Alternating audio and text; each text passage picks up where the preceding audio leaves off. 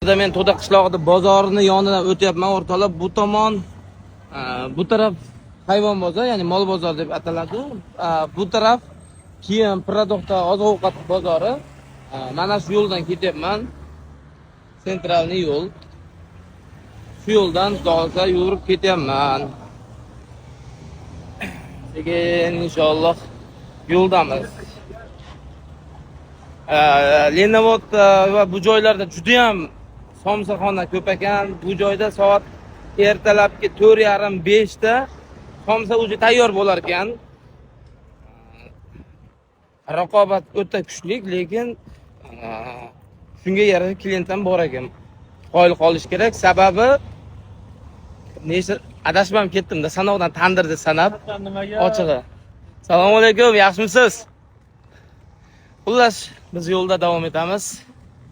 Ketyapmiz.